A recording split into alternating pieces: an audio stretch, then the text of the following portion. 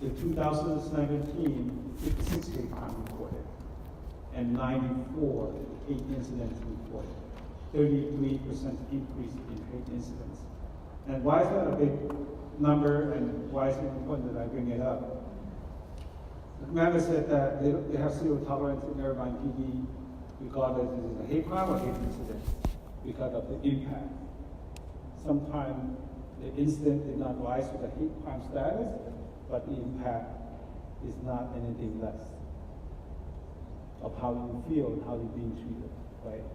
So I want people to understand that, even though we are protected by our First Amendment, you call someone derogatory names or slurs, but the impact is the same. Thank you.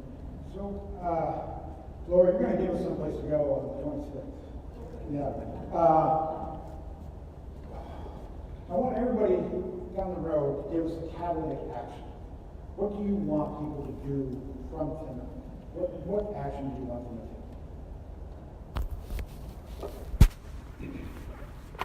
From a public safety perspective, if you witness something, or if you have knowledge of something that remotely breeds hate, discrimination, anything on and above, you have to ensure that law enforcement's aware of that somehow. Even if you suspect it and you're not quite sure, we still want to be notified, we still want to be involved. If we're in a position to stop something terrible from happening, we want to be able to do that. And even if it doesn't rise to something where it's a law enforcement investigation, if we can get the right partners involved to address that issue,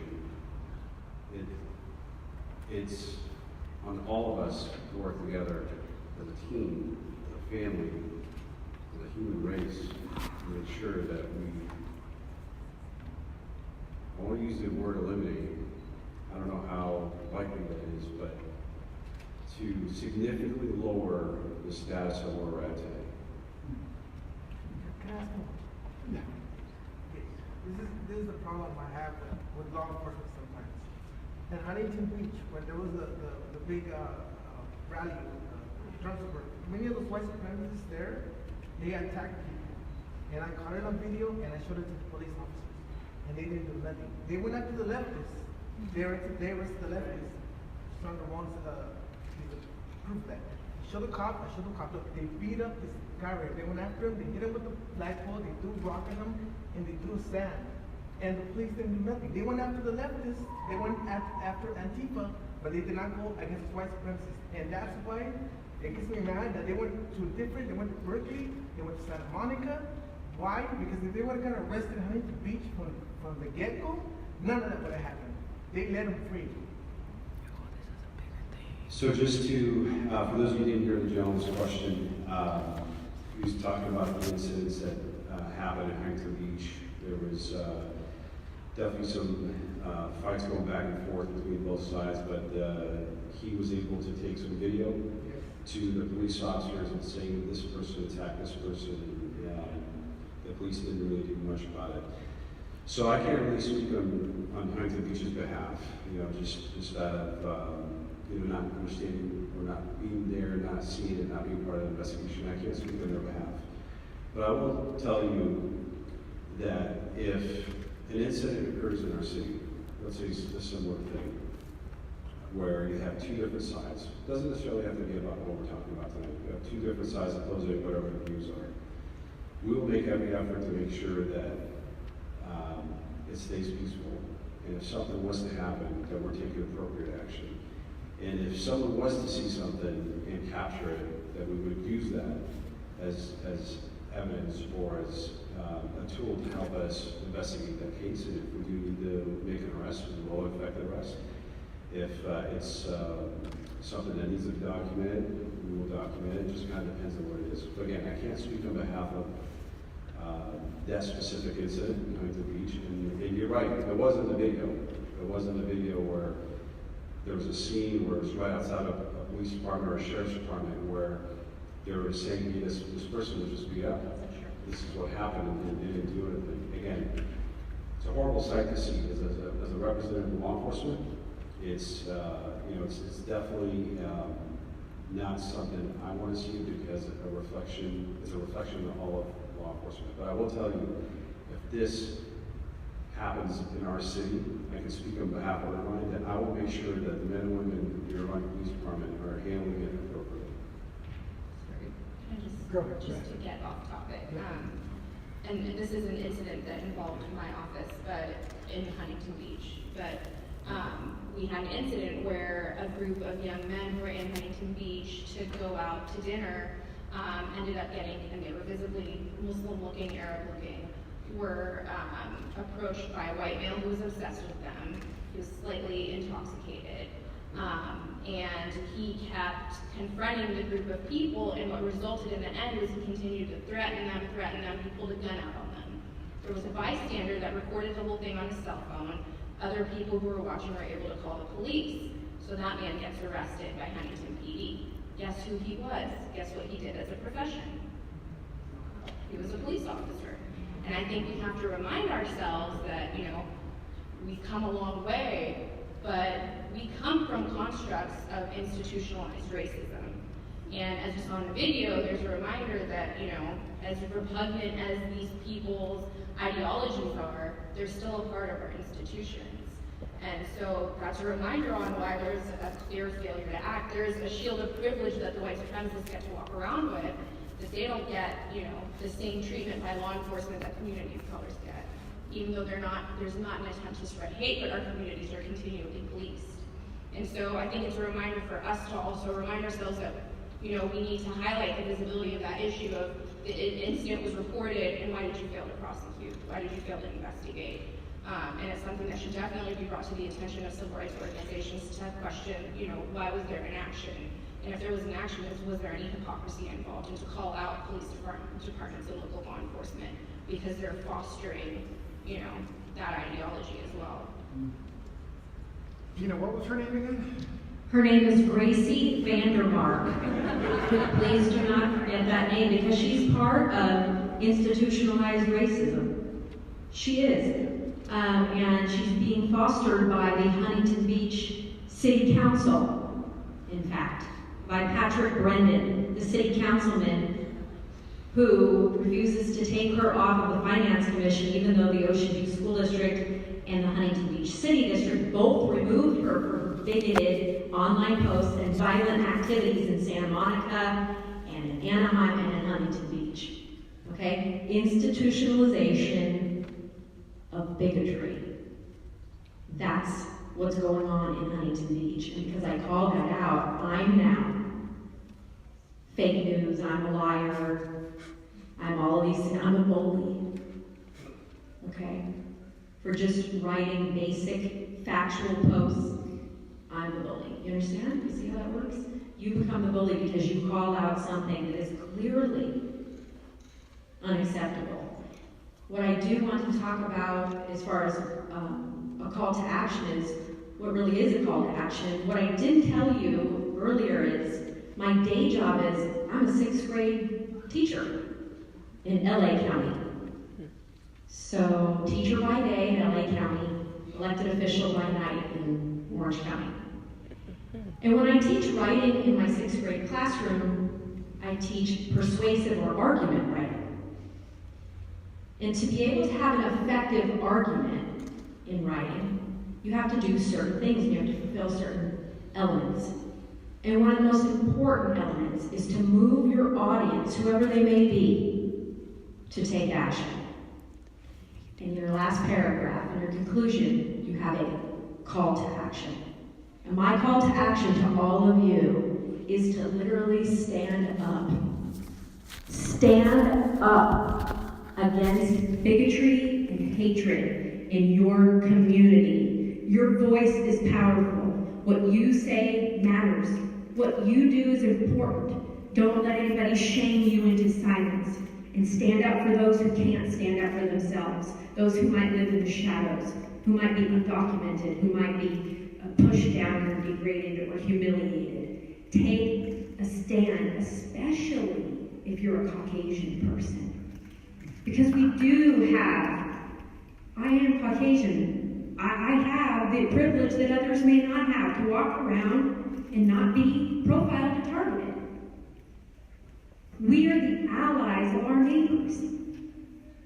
And sometimes we can be the most powerful allies because we can talk to maybe a different audience that they can't. So my advocacy to you that I would like you to do is to get out and say something. How do you practically do that in a practical sense? You do it by getting to the microphone at a public meeting. Come to my public meetings. Come to Huntington Beach City Council. Get on the microphone and say, you know, I heard about that, Councilman Brendan. I heard what you did. We'll not forget you in the next election. We'll see you at the ballot box. That's how you correct injustices in the United States of America. You go to the ballot box. Go to that ballot box in November and correct the injustices. Do that. Get up, speak up, go to public meetings, write articles if that's what you do, come and speak if that's what you do. And you know what? I actually want to just say in closing, our friend here that asked the question, this is Nowie. I know Nowie for many years. Many of you know Nowie. Nowie has been an advocate for years. Do you know that he has probably the biggest storehouse or stock of video footage and photos of these people that we saw in this film tonight? He literally has it all. He's been chronicling them for almost, 20 years? 13. I'm close. Round up. 13. But Nowie literally is a wealth of knowledge. My point is that you can do your part in the community. You can be somebody who is like Nowie that watches online. I see another person who does that. She's over there, Miss Miller. She does it as well. An online eyes and ears. You can be online eyes and ears too. So whatever your advocacy, whatever it is you can do, just do it. Hey, that's Nike, right? Just do it.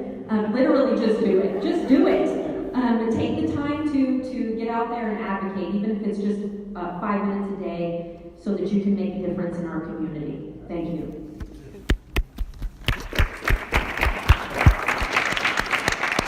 So my call to action is to support each other in any capacity that you can, either by showing up and be there, be an ally, or if you can financially support folks that are employed to do this type of work, and definitely support your local law enforcement in dealing with this issue in our community. But you also have, once again, your event that's coming up that you want us to go to. Yes. So Tuesday, September 25th, 9 a.m. I will send the flyer to Copeland so we can spread it out. I hope you all can be there. It will be a great presentation and release our 2017 report. Where? It will be at the OC Human Relations Office in Santa Ana. 1801 East Editor, Suite 115, Santa Ana 92705. Sorry, I forgot to bring the flyer. I was a part of the panel prior to this. Excuse me, sir. So this event has a Facebook page, right? Yes. Can you post that information on that Facebook page? Yes. To say, be at this OC Human Relations place I talked about. Definitely. Yeah. Thank you. Very good. Marwa. I think I just have more basic advocacy ideas, especially for parents. And there's two things. We have now the general idea that spans back generations that children shouldn't be snitches, and so that affects your child speaking out when they see an injustice because we've already kind of made that a taboo, and so it's helping rethink the way we define for our children to know when it's appropriate for them to speak up, and to make sure that they feel like they'll never be shamed for it. Because it's important to them to know if they're ever the victim of anything, and at the same time, if they ever see anything that's wrong, they know to speak up about it and not to hold it in. And I think the second thing that we can all do is, if you're at the dinner table, if you see something on social media that's, derogatory in nature, to make sure to try your best to humanize the other other side or that person or people that are different.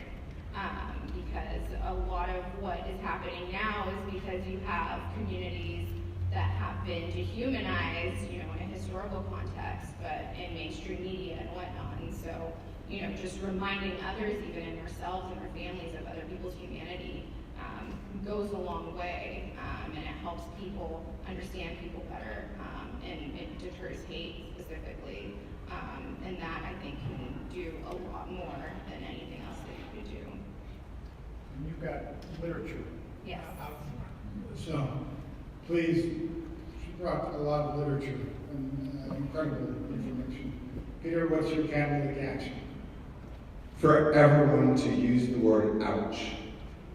With family, with friends, with colleagues, teach your kids, teach your neighbors. When you hear a sexist joke, say ouch. When someone makes a stereotype, ouch. When someone makes an insensitive comment, says, oh, I was just joking, ouch. Right? Don't be a bystander. Be an ally. And, you know, we need a movement. Everyone needs to be able to stand up and say something, any place, any time, in front of anyone. And if you don't know what to say, 4 letters. Ouch.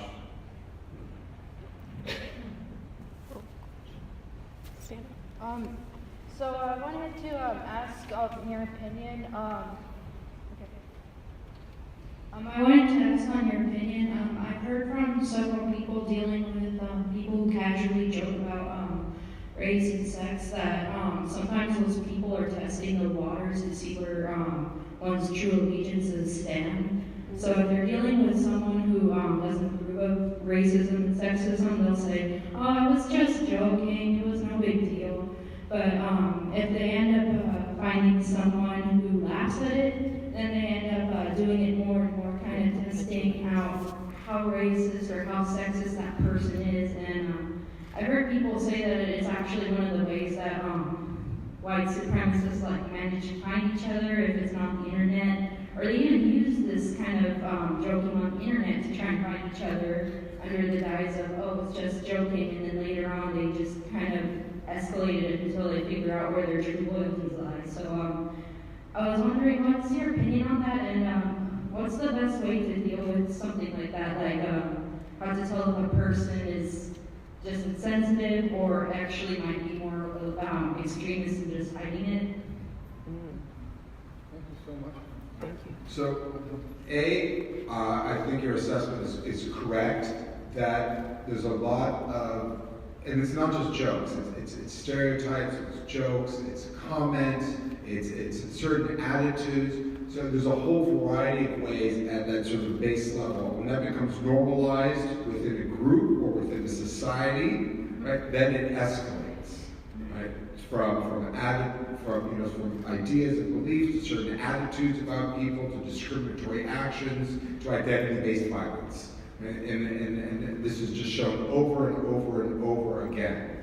So it's really important to stop it at the earliest level. That's why I think, hopefully, if this is, let's say, a school environment and someone's making those jokes, actually everyone in the school says, ouch, don't go there. That's not okay, right? But you're right.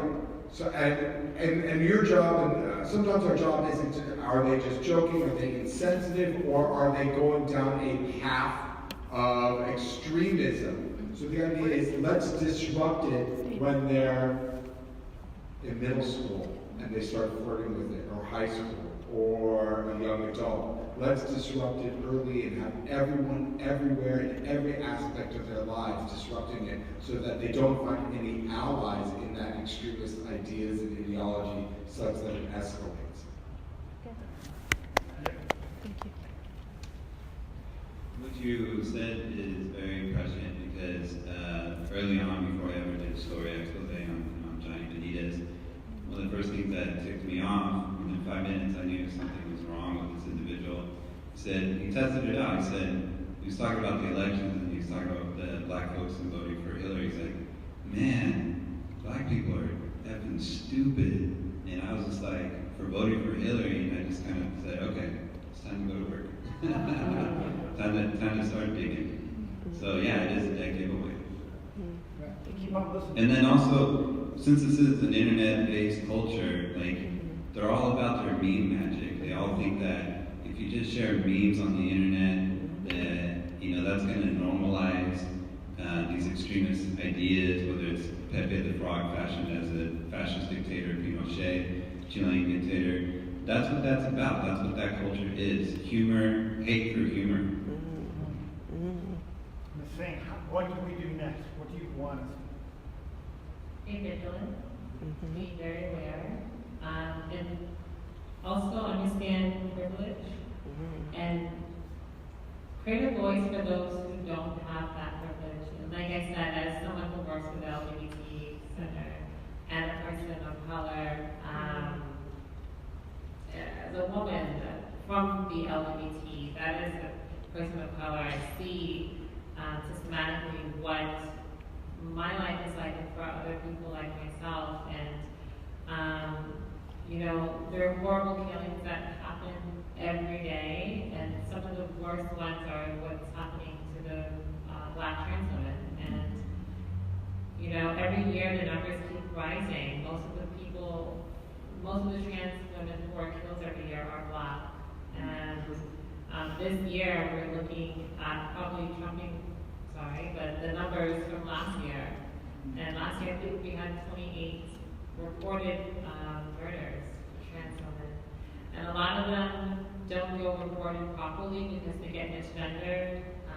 They don't have the right name, they can't identify the bodies, or families don't claim them as a trans person, they claim them as genetically male.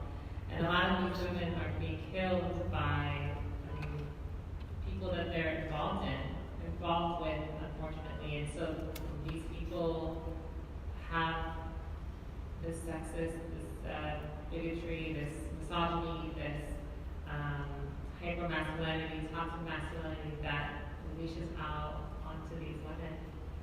So, I mean, this year we're doing Transgender Day of Remembrance. It will be on the 18th in Santa Ana, the Center on 4th Street. And I want to honor those women who are no longer with us, and the ones who lost their lives. I mean, we've been observing this since the 90s, and unfortunately, the numbers are higher than they were back then. So it says a lot about what's going on right now in our country, especially, unfortunately, in our climate. But we need those allies, and we need people who are in a place of privilege to understand their privilege and to work for the people who don't have that privilege, and to band together to create better opportunities for us all. Because even within the LGBT, there's intersectionalities. I mean, you have this hierarchy of, you know, someone who may be Latinx versus Middle Eastern, you know, Muslim, people who are African American, Asian. I mean, there's so many different levels dealing with ethnicity, and then you have to deal with gender identity or sexual identity, and dealing with faith. I mean, on a broader level, the LGBT community gets discriminated against on so many levels, and it's incredible to have people like the rabbis and to have pastors that want to band together and create a sense of unity for us. And I think that is what's needed. We need to come together, especially in a time like this where they want us to fall apart. It's easier for the enemy to attack us one by one, but it's not going to be as easy if we band together. Excuse me, Liliana. Just real quick, you highlighted the point of awareness. To take it further, in what is being discussed here, we're focusing on extremes, obviously, in this good and bad binary when we talk about racism and white supremacy. But I would elevate it to even further say and suggest, as you talk about intersectionality, to say what does it look like to how we ourselves are perpetuating white supremacy? Because we cannot really change the outside of the world until we really do some deep self-reflection in us to say, how are we perpetuating this? You know, it's one thing to see the bigotry in the Republican Party, but what are we looking at the bigotry in the Democratic Party? Right? As African Americans, we want to fight the oppressor, but what does it mean to not become the oppressor we're fighting against? And so I think I'll further highlight that point and what you're suggesting so we won't perpetuate these extremes we're fighting against all the same. So that's my point. I definitely confirm with everything. And I mean, even within African American culture, there's hierarchy, unfortunately. There's, people, cis, men, women, and then there's a lot of colorism. The lighter you are, the more white passing you are, the better your life is, the more you are accepted in the mainstream, the more European features that you have, the more that you're accepted, and it's seen as better. Good hair, that was a big thing back when Chris Rock made that, the documentary. Yeah, I mean, and even now, even within Black Lives Matter, we still have LGBT lives who are overlooked a lot of times, these Black trans women who are overlooked a lot of times. And so we have to band together as even, minorities within the minority, and understand that we can't win this fight if we're all fighting it alone. And we're all looking at it from a standpoint of, well, I'm Christian, and that's against my morals, my values, or you're different because you're trans, or because you're gay, or because you're Muslim. We have to bring it all together and understand that the more that we divide ourselves, the weaker our strength is. Laura, where are we going to go? We have an opportunity to gather together on September 26th, and that is a Wednesday night, in front of the, here, actually, I'll just go hand these out. And then, so let me just say, I mentioned earlier about what's happening with our school boards. The Orange County Board of Education board members are really trying to usurp any power of the district itself, and they're trying to install their own value system, which is a very anti-LGBT, religious extremist perspective.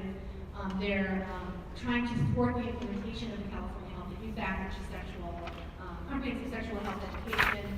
And really what they're trying to do is to stop the schools from teaching anything about LGBT.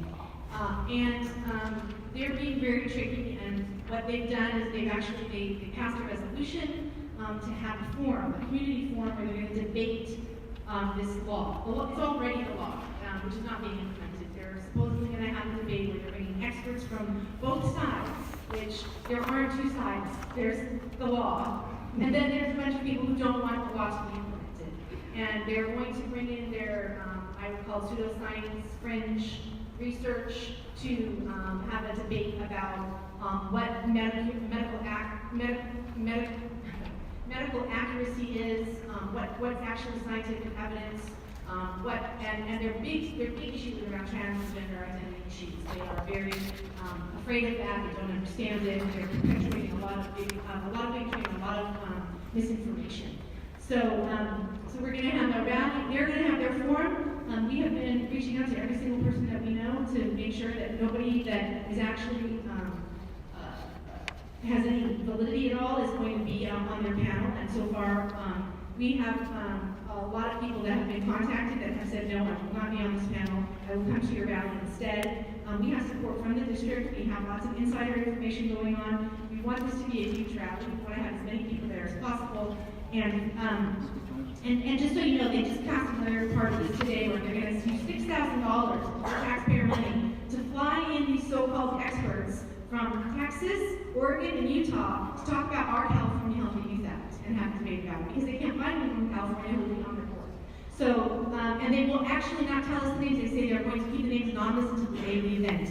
So the board passed this. So there's 3 board members that voted to spend $6,000 of our money to fly in people from other states to sit on a panel on a forum that's completely unnecessary and needed and meritless.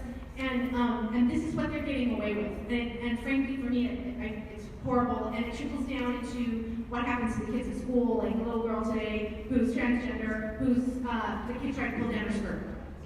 Okay, so if you want to make it real, you go there. If you want to, and the thing is we do need people to go to school board meetings, we need people to go to city council meetings. We have the same voices, Susan and mine, over and over and over and over again at the school board meetings. We need people to show up and speak at these meetings and use your voice and not be afraid. And we can help you not be afraid. We can tell you what to say. Well, not exactly, but we can give you talking points.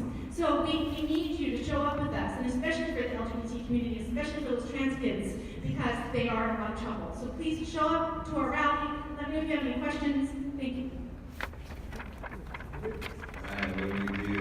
What do I do as a journalist? These past 2 years have been probably the most dangerous.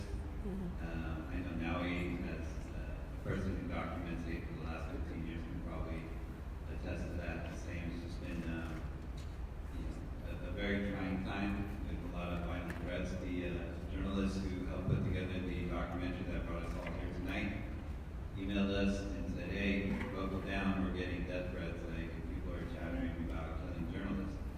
So support independent media like OC Weekly, who does a lot of these stories, because without us, what would the media landscape in Orange County be? To be honest, think about that for a second. Because the people on this panel from OC Human Relations, ADL, CARE, the Center OC, they know the OC Weekly. Y'all know the OC Weekly, right? Because we put in work. And I think it's tragic for all weeklies to be suffering the trials and tribulations that they are, because we laugh when someone suggests, well, newsrooms should have white supremacy. We've been having that since 1995. So now it's kind of get a little cynical these days. If folks don't know, I always like to quote Elijah Parrish Lovejoy, abolitionist in Ohio, died for his printing press because pro-slavery mobs killed him. And in today's media landscape, you just get laid off instead. So that's my message is well, we got now. And we're going to put links so that we can see all of your videos. Right? I also want to say that that we are getting banned too. The right wing always talks about they're getting banned. I had a YouTube channel, I had 27 subscribers, and I had like 10 years of documenting all these white supremacists. And they reported my channel. Instead of YouTube like giving me some kind of award or giving me a letter of recognition, they suspended my account. Why? Because the Trumpsters and the white supremacists were reporting it as hate speech. I was exposing them, and they reported me as hate speech. So they deleted my channel for 12 years. Not during the Obama era, during the Trump era. And you would have thought, since YouTube's supposed to be liberal, they would keep my channel. Facebook just deleted this channel from Saturday when I was, that event when Obama was speaking. I was exposing the racist. I was exposing what they were saying, and they deleted the video today. So Facebook and YouTube, they're not doing us the leftist quote unquote any favors. When they delete our channels, nobody says anything. I've been trying to get my channel back, and it's gone. This is these are your Orange County superheroes right here. Thank you so much, everyone on the panel for what you do. In the program, you have the links, you have the URLs. Email the people. You have a personal relationship with them, and so thank you to this beautiful venue for listening. Thank you. And there's enough people here in this room to really make a difference. And I just love all of you. Thank you so much for being here. Good night. We're going to have some cookies or something right up front.